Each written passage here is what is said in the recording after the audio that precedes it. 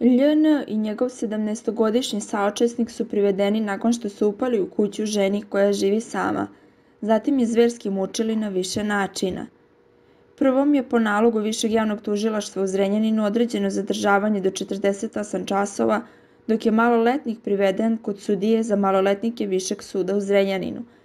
Naime, muškarci LN 32 godine i njegov maloletni drug 17 godina iz okoline Zrenjanina osumnjičeni su da su pre 2 dana upali u porodičnu kuću jedne žene 68 godina. Prvo je mučili, a zatim zverski silovali, da bi je na kraju opljačkali. Kako izvor navodi, nožem su ženi na telu urezali inicijale, a kada su završili sa iživljavanjem, ostavili su je da nepomično leži nasred kuće, a oni su pobegli.